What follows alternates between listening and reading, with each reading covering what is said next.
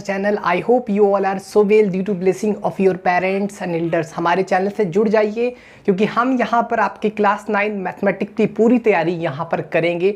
आपके जो एग्ज़ाम होने वाले हैं नवंबर दिसंबर में, जो भी आपका टर्म 1 का एग्ज़ाम होगा उसके लिए यहाँ पर हम पूरा तैयारी करेंगे, इसलिए हमारे चैनल के साथ जुड़ जाइए।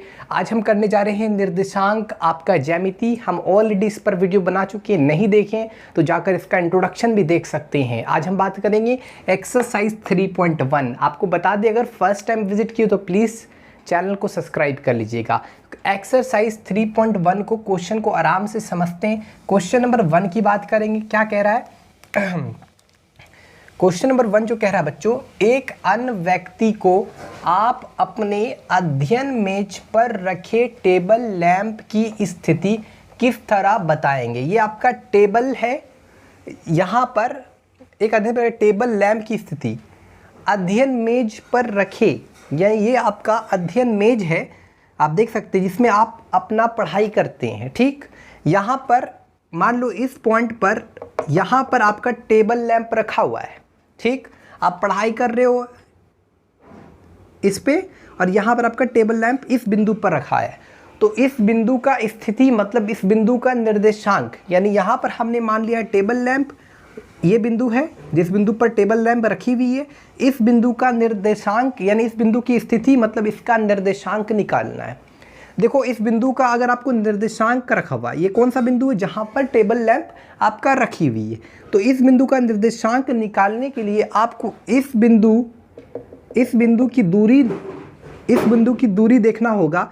ये जो आप देख रहे हैं, ये जो बड़ी वाली आप देख रहे हैं, यहाँ पर बड़े वाले कोण से क्या दूरी है, और इस बिंदु का ये छोटे वाले कोण से क्या दूरी, ये पहले मानना पड़ेगा। तो हम यहाँ पर तभी ना, जब तक आप नहीं मानोगे तो कैसे निर्देशांक निकालोगे।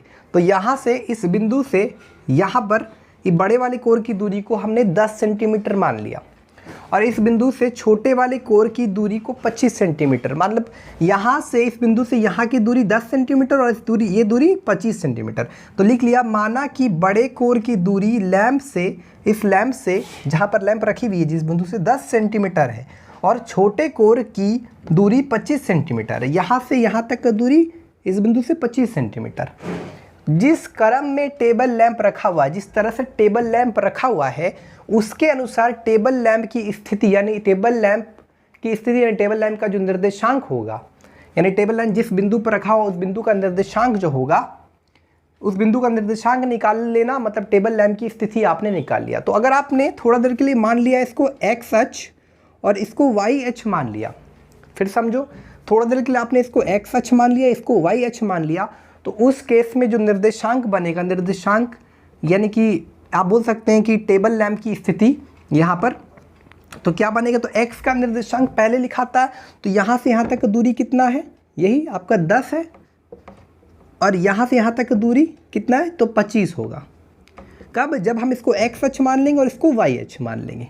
एक तो ये केस हो सकता है, ऐसा हो सकता है 10 और 25 उस बिंदु का निर्देशांक हो सकता है, उस बिंदु का निर्देशांक मतलब टेबल लैंप की स्थिति। ठीक, या तो दूसरा क्या हो सकता है, मान लो अगर हमने इसको एक्स अक्ष माना, अभी इसको एक्स अक्ष हम लोग मान रहे थे, अभी मान लो इसको हमने एक्स अक्ष मान लिया और इसको हमने वाई अक्ष मान लिया, तो यहाँ से यहाँ तक ये जो दूरी दिख रहा है जो इसके समांतर है, ये कितना होगा, एक्स अक्ष का जो दूरी होगा वो 25 हो जाएगा, यानी एक्स का निर्देशांक 25 सेंटीमीटर हो जाएगा। और ये जो दूरी है ये हमने वाई अक्ष मान लिया, तो ये दूरी क्या है, ये तो वाई अक्ष की दूरी है, इसके समांतर सेम उसका भी दूरी बराबर होगा, तो कितना है 10 सेंटीमीटर, यानी 25 और 10। तो इसका जो टेबल लैंप का स्थिति जो हो सकता है वो 10 और 25 या तो 25 और 10 यही लिखे हैं। उसके अनुसार टेबल लैंप की स्थिति 10,25 या 25,10 होगा। टेबल लैंप की स्थिति मतलब टेबल लैंप जिस बिंदु पर रखी गई है उस बिंदु का निर्देशांक निकाल लो, मतलब टेबल लैंप की स्थिति निकल गया। तो ये क्वेश्चन नंबर 1 कंप्लीट होता है।